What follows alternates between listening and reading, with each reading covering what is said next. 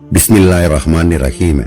ಸ್ನೇಹಿತರೆ, ಇದು ಇಸ್ಲಾಮಿನ ಇತಿಹಾಸದ ಶ್ರೇಷ್ಠ ಖಲೀಫರಲ್ಲಿ ಒಬ್ಬರಾದ ನ್ಯಾಯದ ಪ್ರತೀಕ ಹಜರತ್ ಉಮರ್ ರದಿಯಲ್ಲಾಹು ಅನ್ಹುರವರ ಕಾಲದ ಘಟನೆ. ಸತ್ಯ ಮತ್ತು ಪ್ರಾಮಾಣಿಕತೆ ಎಂಬುದು ಯಾವುದೇ ಸಂಪತ್ತಿಗಿಂತ ಎಷ್ಟು ಹೆಚ್ಚು ಬೆಲೆ ಬಾಳುತ್ತದೆ ಎಂಬುದು ಈ ಘಟನೆಯು ಜಗತ್ತಿಗೆ ಸಾರುತ್ತದೆ. ಅಸ್ಸಲಾಮು ಅಲೈಕುಂ ವರಹಮತುಲ್ಲಾಹಿ ವಬರಕಾತಹು. ಒಂದು ದಿನ ರಾತ್ರಿ ಜನರ ಸ್ಥಿತಿಗತಿಗಳನ್ನು ತಿಳಿಯಲು ಖಲೀಫಾ ಹಜರತ್ ಉಮರ್ ರದಿಯಲ್ಲಾಹು ಅನ್ಹುರವರು ತಮ್ಮ ಸಹಾಯಕನೊಂದಿಗೆ ಮಾರು ವೇಷದಲ್ಲಿ ಮದೀನಾ ಬೀದಿಗಳಲ್ಲಿ ಸಂಚರಿಸುತ್ತಿದ್ದರು. ಮೌನ ಆವರಿಸಿದ್ದ ಹೊತ್ತಿನಲ್ಲಿ ಒಂದು ಸಣ್ಣ ಮನೆಯಿಂದ ಹಜರತ್ ಉಮರ್ ರದಿಯಲ್ಲಾಹು ಅನ್ಹುರವರಿಗೆ ತಾಯಿ ಮತ್ತು ಮಗಳ ನಡುವಿನ ಮಾತುಕತೆ ಕೇಳಿಸುತ್ತದೆ. ತಾಯಿ ಮಗಳಿಗೆ ಹೇಳುತ್ತಾಳೆ, ಮಗಳೇ, ಇವತ್ತು ಹಾಲು ಮಾರಾಟದಿಂದ ಬಂದ ಲಾಭ ತುಂಬಾ ಕಡಿಮೆಯಾಗಿದೆ. ನಿನಗೆ ನೆನಪಿದೆಯಾ, ಹಿಂದೆ ನಾವು ಹಾಲಿಗೆ ಸ್ವಲ್ಪ ನೀರನ್ನು ಬೆರೆಸಿ ಹಾಲಿನ ಪ್ರಮಾಣ ಹೆಚ್ಚಿಸುತ್ತಿದ್ದೆವು ಮತ್ತು ಲಾಭ ಜಾಸ್ತಿ ಬರುತ್ತಿತ್ತು. ಈಗ ನಾವು ಹಾಲಿಗೆ ನೀರು ಸೇರಿಸದೆ ಮಾರುತ್ತಿದ್ದೇವೆ. ಲಾಭ ಕಡಿಮೆಯಾಗಿದೆ, ಜೀವನ ನಡೆಸಲು ಕಷ್ಟವಾಗುತ್ತಿದೆ. ಆದ್ದರಿಂದ ನಾವು ಇಂದಿನಿಂದ ಹಾಲಿಗೆ ಸ್ವಲ್ಪ ನೀರು ಸೇರಿಸಿ ಮಾರಾಟ ಮಾಡೋಣ.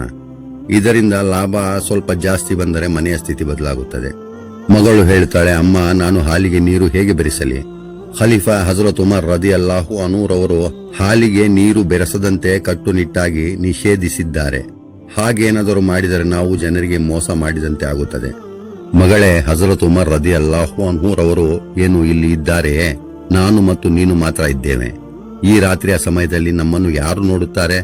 ನಾವು ಬಡವರು, ಹೆಚ್ಚು ಹಣ ಗಳಿಸಲು ನಮಗೆ ಬೇರೆ ದಾರಿ ಇಲ್ಲ.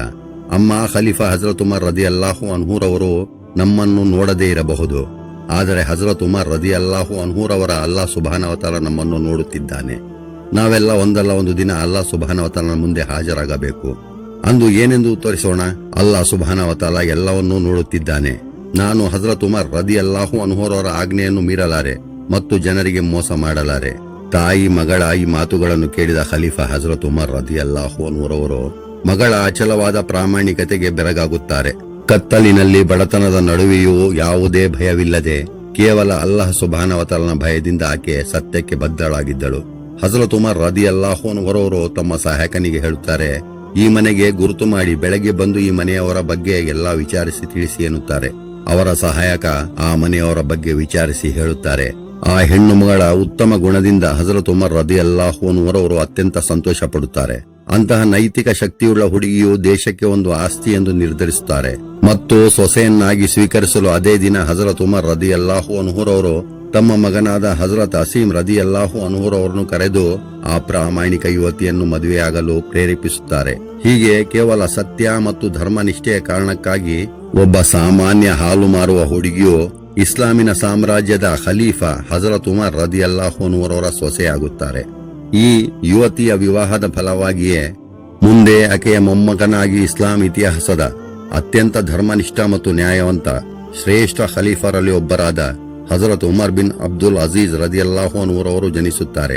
ಮುಂದೆ ದ್ವಿತೀಯ ಉಮರ್ ಎಂದೇ ಲೋಕ ಪ್ರಸಿದ್ಧರಾದರು. ಈ ಘಟನೆಯು ಪ್ರಾಮಾಣಿಕತೆ, ದೈವ ಭಕ್ತಿ ಮತ್ತು ನೈತಿಕ ಮೌಲ್ಯಗಳನ್ನು ಎತ್ತಿ ತೋರಿಸುತ್ತದೆ. ದೈವ ಭಕ್ತಿಯ ಹುಡುಗಿ ಒಂದು ಮಹಾನ್ ವಂಶಕ್ಕೆ ಕಾರಣಳಾದಳು. ಈ ಘಟನೆಯು ನಮಗೆ ಕಲಿಸುವ ಪಾಠ ಒಂದೇ: ಅಧಿಕಾರದಿಂದ ಅಥವಾ ಕಣ್ಣಿಗೆ ಕಾಣುವ ಬಹುಮಾನದಿಂದಲ್ಲ, ಬದಲಿಗೆ ಆಂತರಿಕ ಪ್ರಾಮಾಣಿಕತೆಯಿಂದ ಮತ್ತು ದೈವ ಭಕ್ತಿಯಿಂದ ಬರುವ ಮೌಲ್ಯವೇ ನಿಜವಾದ ಶ್ರೇಷ್ಠತೆ.